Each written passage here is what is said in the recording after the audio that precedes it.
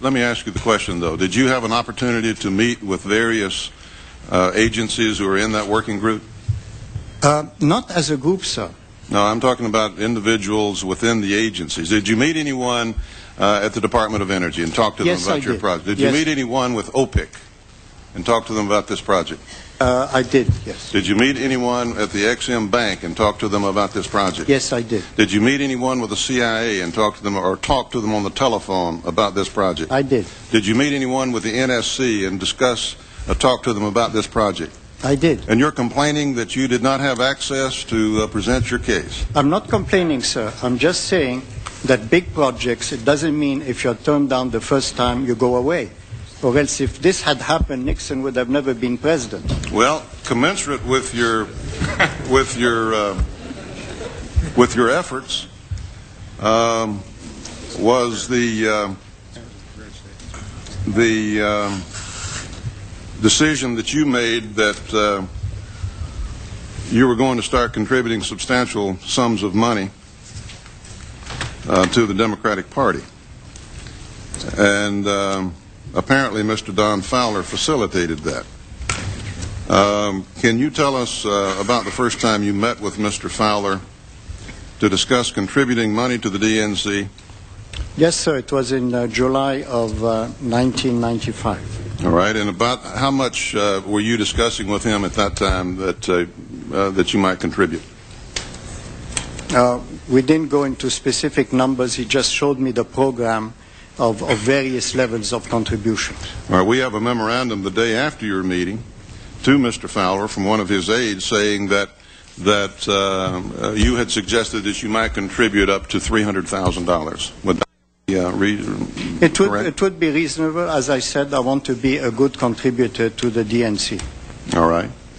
And September the 15th, I believe you attended a dinner at the White House. Is that correct? Yes, sir. And on October the 2nd, you attended a dinner at Senator Kennedy's home and sat at the table with the Vice President. Is that correct? Yes, sir. Then you were scheduled to attend a breakfast on October the 5th with the Vice President, but you were disinvited from that breakfast. Is that correct? That's correct, sir. And the next day, you were back in Mr. Fowler's office. I don't know if it was the next day. I know I talked to Mr. Fowler. I'm not sure if I saw him. Well, did you not meet with him and Mr. Sullivan and Mr. Rosen at the Democratic National Committee? I remember a dinner with Mr. Rosen and Mr. Sullivan on that day, but I don't remember on the same day also meeting Mr. Fowler, but I don't discount what was said. On October the 6th, 1995? Well, then you would have assumed there were two meetings, one dinner and one meeting. Yes, I would. Yeah, I remember the dinner for sure. With the testimony. I'm not challenging also an afternoon meeting, but what I remember is the dinner. All right. Do you remember discussing with Mr. Fowler at any meeting during that day or during that period of time the fact that you had been disinvited from a breakfast with the Vice President? Oh, absolutely. I think he's the one who told me. He called up and said, I'm sorry, you're disinvited. We'll talk about it later. And what he said is that, there's not enough information about you and there's negative information there. What can you do about it? And I said, I'll see if I can complement the information. All right. So what did you do to complement the information? Then I said that you can pick up a lot of information about me as you have. I'm a public figure and there's a lot sitting around.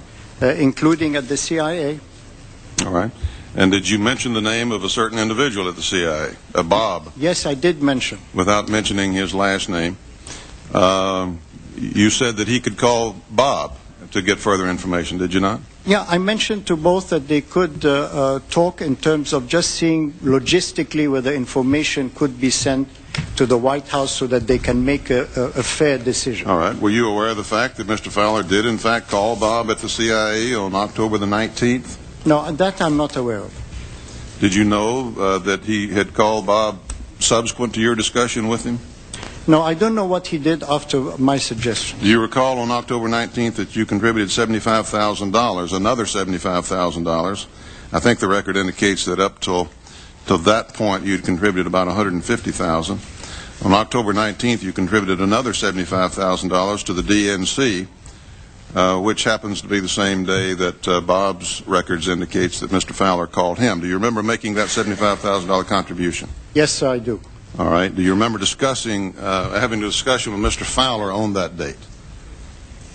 I just remember that he wanted a contribution, and I made the contribution. Did you deliver it in person? I think I mailed it. Think you mailed it? Yeah. Then do you recall in meeting with Mr. Fowler again in December?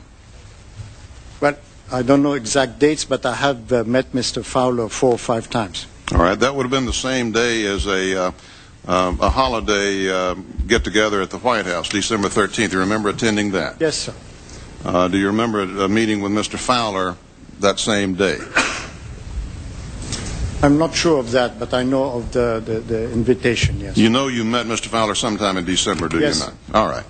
Do you recall once again discussing Bob at the CIA and that he could call Bob for further information?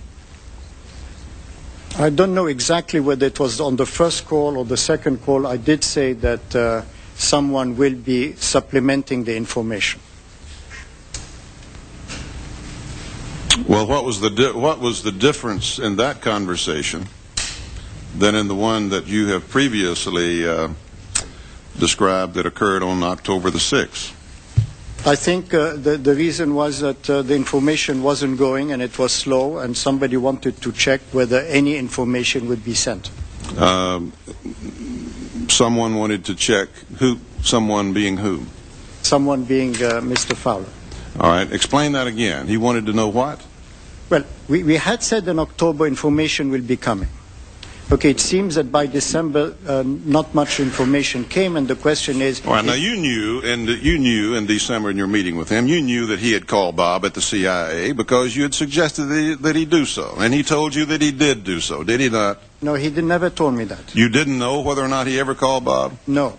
And you had another conversation with him about Bob and about calling Bob, and he didn't tell you whether or not he'd already called Bob as you'd suggested? Is that what your testimony is? Yes, my testimony is that he never told me that he called Bob or that Bob called him. What did he say about it? He didn't say anything. Well, you told me a minute ago that the information was coming slowly. Yes. That you and he were expecting information to be sent from Bob to the NSC. Is that right? Yes. Did he say why he thought information might be going from Bob to the NSC? No. All right. So you had another conversation about information being sent from Bob to the NSC. Did he say that he was in December? Did he say he was going to call Bob for you and see if the information could be sent? He didn't say. I just gave him a name. I gave him a number. I left him free to choose whether he wanted to do that or not. And the same with the other person.